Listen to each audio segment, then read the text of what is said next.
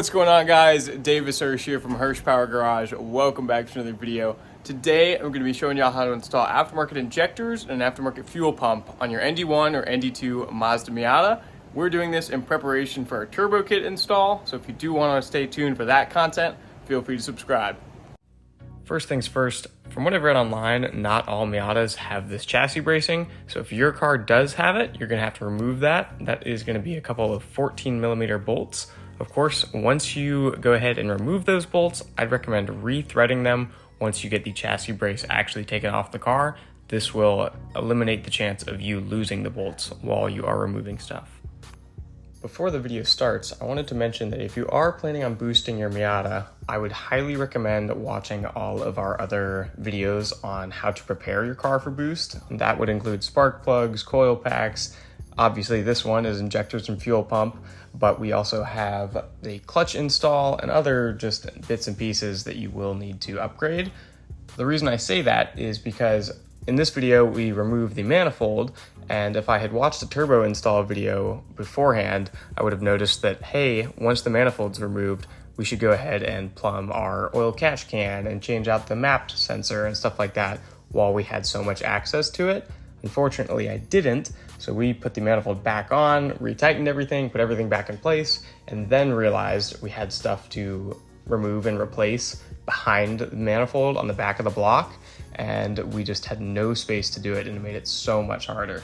So like I said, if you are planning on boosting your car, definitely watch our series first to figure out what order of things you should do. First things first, what we're gonna go ahead and do is disconnect the negative battery terminal. I've already got that loose, so we'll just lift up, and then I'm gonna get this wrapped up just so that it doesn't have any chance of connecting anything on the car. From there, what we're gonna have to do is pull off this little cover, shall we say. It's just two little grommets. Just pull it right off. For the fuel rails, what we're gonna have is an 8mm. That is an 8. We're gonna have two of them. We'll get those disconnected just like this. And then we'll have to deal with the intake tube right here. As you can tell, we've already got the sound tube delete installed, so you might have to work around that if you have that on your car. If so, I have a video on how to remove the sound tube linked in the description below. To remove the intake tube, obviously ours is not the original, but I believe we are still using the stock hardware, so this will just be a 10mm socket or a Phillips head. It's not the original. Okay, it's not the original, but Alright, I don't think it is. It might be, actually. regardless, we'll take this off, and then we're also gonna pop off this line from the valve cover.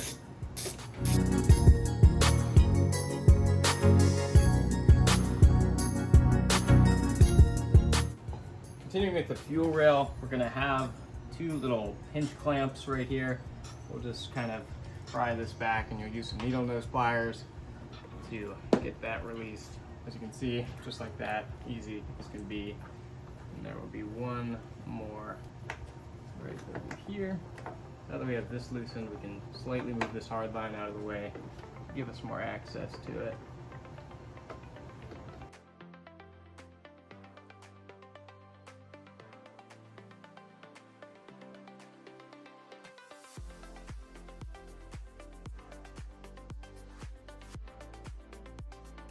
Next up, what we're gonna have is the intake manifold bolts. There's gonna be 5 up top.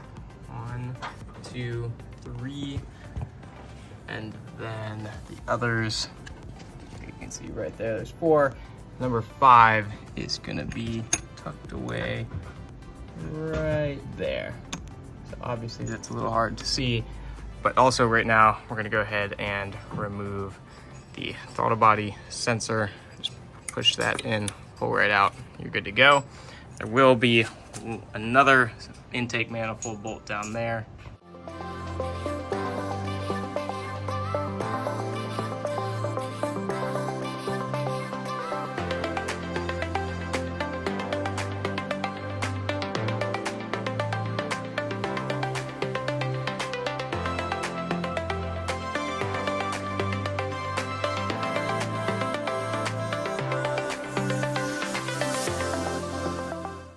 If you've already watched any other videos on this or read anything about it, you will understand how difficult this bolt is. But I've dropped the under tray right there. And as you can see, I'm on the driver's side, oil pans here. We do have custom motor mounts, which is severely limiting my access to the bolt. But right there, if I zoom in, the socket is on the bolt head. What I'm gonna have to do is, if I can get you guys in there, somehow get my ratchet right here and loosen that. But that should be it. Before you're good to pull the manifold, there will be this little push tab right there that holds the harnesses for the alternator and something else down there, I don't know what. But we're gonna pop that out just like that. So instead of trying to get our hands in there and disconnect a bunch of harnesses down below, that will just loosen it completely. And there's gonna be another sensor right there. Wait, no, not that one. Where's the one? Right here, it's gonna be another pinch clamp. And we can't get our pinch clamp pliers in there. So I'm just gonna do one side at a time. Try and press that inwards.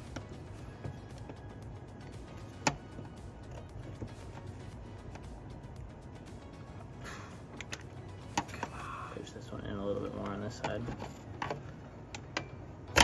Oh, light work, no reaction.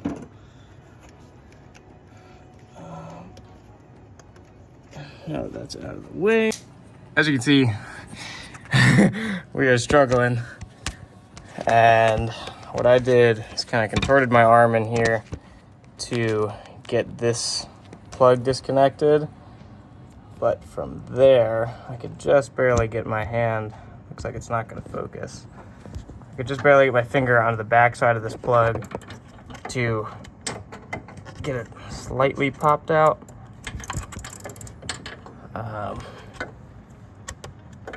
It's not perfect, especially since it won't focus. I was able to get the two from up top, but he is gonna go ahead and use this pry tool to get the one from down below. Right now, we are stuck. I can't even see the screen. We're stuck on one clip on the bottom of the manifold. We've tried everything we can. It's not accessible. So probably just gonna end up trimming it to let it loose, and then we'll just zip tie it and put everything back together. Oh my God. Obviously we've already got the intake out. This is the clip that we were struggling with. We ended up just having to cut the clip that held these three wires as one, like, union, shall we say. Obviously I'll just have to deal with that before we put everything back in. But as you can tell, everything was mangled. We just could not get this out no matter what we tried. So this is best for our application. Obviously, do what you find best, but this is what I'd recommend.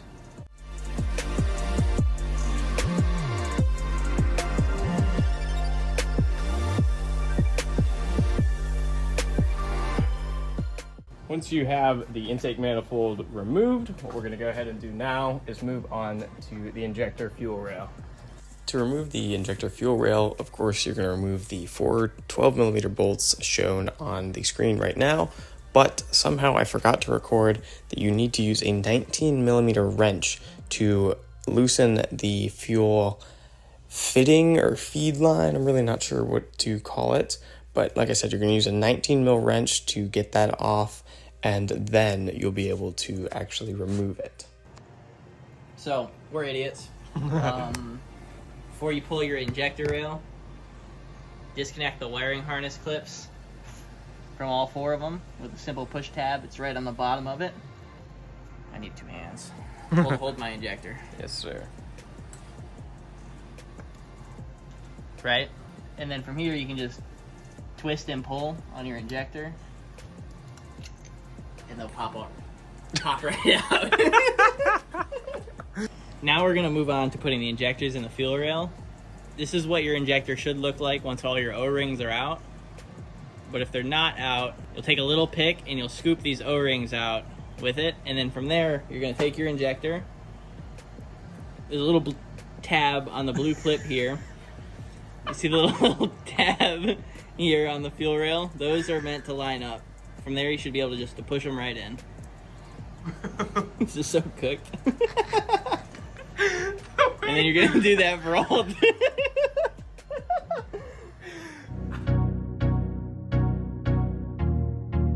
So with the injectors going back into the car, obviously in the last clip we showed you how to install them.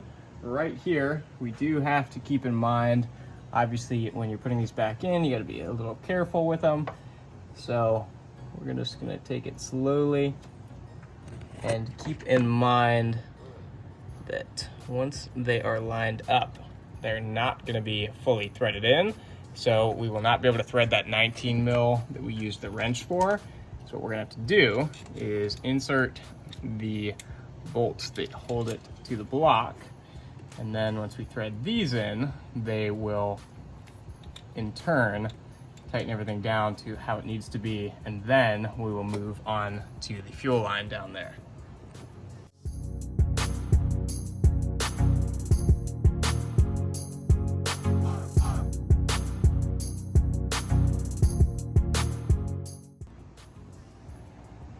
All right. Once your interior is apart and you have access to your fuel pump, you're gonna have a clip right here on the wiring harness that should just pop right out, and then you'll have 3 Phillips head screws, one on the back side. It helps to have a 90-degree ratchet of some sort to get to that back one.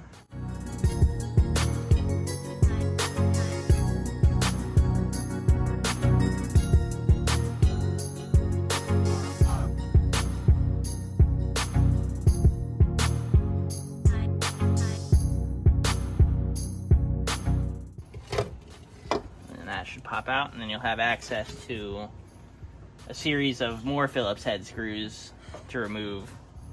I tried my best to get in here and show you guys what I'm doing, but obviously, as you can tell, there just isn't enough space.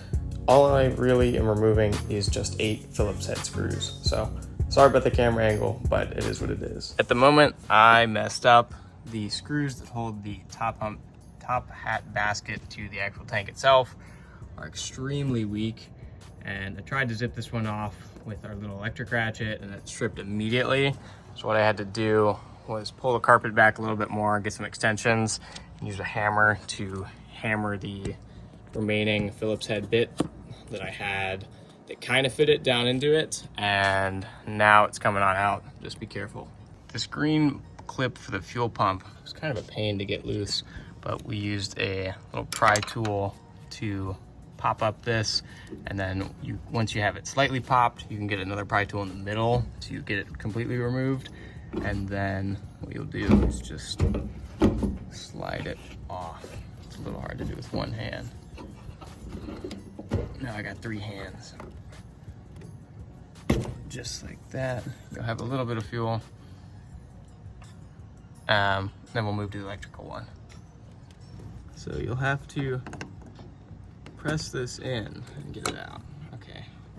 Seeing as we've never done a fuel pump before, we're currently stuck with the sending unit level sensor right here. I don't know how to disconnect it from this without potentially messing something up. And I also can't see in there, and I don't want to risk dropping my phone in there. So I can't figure out how to disconnect on the bottom side. So we're kind of just watching their videos right now on what everyone else does. And then I will show y'all probably once it's out of the car. We did it so fast there that we weren't able to record it, but basically we had to, let's say this is the fuel pump. Yeah, so let's assume my hand is the pump. If it's in how it should be, we had to basically tilt it completely sideways in order to get the sending unit level out. Kind of spilled gas everywhere, so don't be prepared with some rags. Yeah. Don't exactly do what we did, but that gives you the general idea. Now that you have the pump out of the car, there are going to be a couple of blue tabs that you'll have to release. Obviously, we already have ours released, so you're just going to pull that up, but you can't obviously remove the actual pump assembly because this fuel level sender unit is in the way. So we're gonna have to essentially pop this up. How do we do that? With a little bit of force. Oh, I just re-clicked our blue tabs. Watch the. It was so easy the first time I did it. Off camera, we got it in 2 seconds.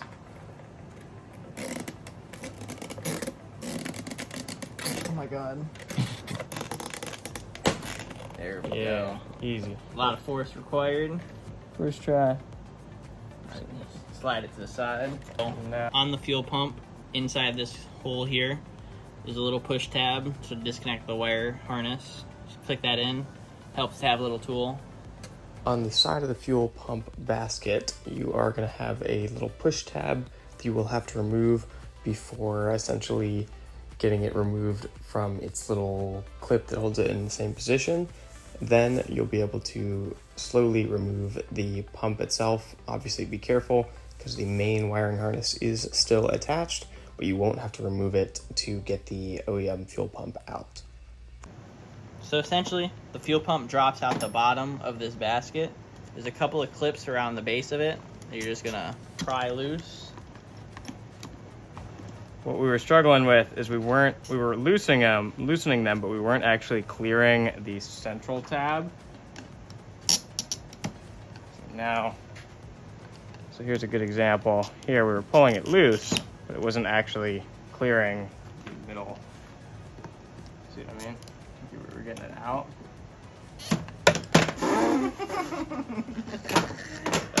Well, it's 5 clips.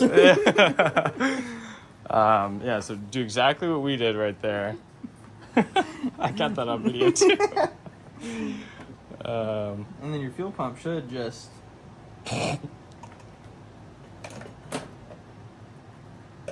push from the top. Get your hand covered in fuel, and it'll fall right out. Oh my god.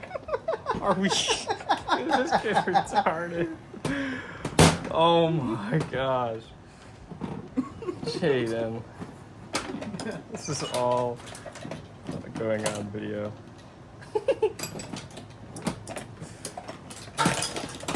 It's a messy procedure. for us.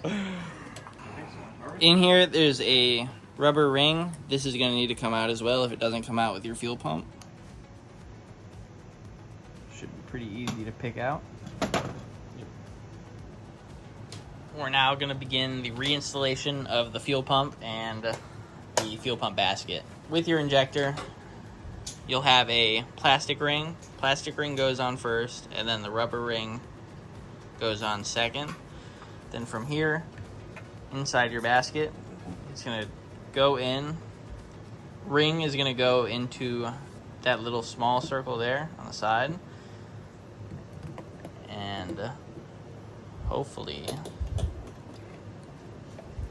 goes in pretty smoothly. Once it's all lined up, just give it a little push. It'll pop in. And then from here, you're going to reinstall your fuel filter. Just pop it over the clips.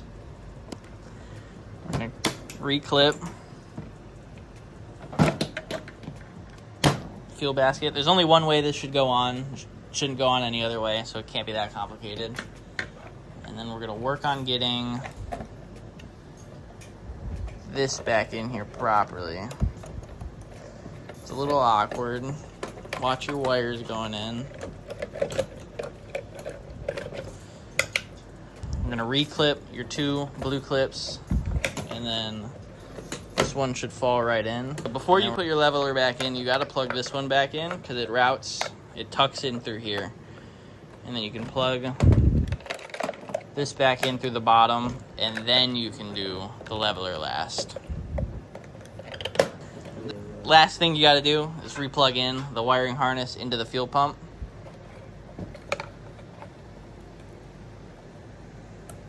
And then that's going to complete the reinstallation of your fuel basket, and then we're going to put it right back in the car. Once again, this is going to be a classic case of there's not enough room to really record while I do this. But to reinstall everything, I would recommend looking at the pictures you took beforehand, but you're gonna have to press down on the fuel pump assembly and then rotate this black shroud until you have the bolt holes lined up with the threads visible. As you can see, I still have to push down the green clip there, as well as, actually no, the electrical connection's good. But once again, be very careful threading these small Phillips heads in because they are extremely prone to stripping. Thanks for watching, guys. If you do want to see more Miata content, as I mentioned at the start, we are doing a full turbo kit series on this car, so feel free to stay tuned for that if you do want to keep up with our content. Additionally, I am currently doing a full gutted restoration on this 1990 NA6 Miata with only 40,000 miles. So if you do want to see that content, I've got those playlists linked in the description below. Additionally, my channel is not yet monetized, so if you do want to support me, feel free to do so. I have links to my Cash App, PayPal, and Venmo as well. But once again, thanks for watching, guys. I appreciate all the support lately, and if you do have any questions, feel free to leave those in the comments as I reply to all of them. All right, see you guys. I can't see it. Is that you throwing stuff at me? Yeah.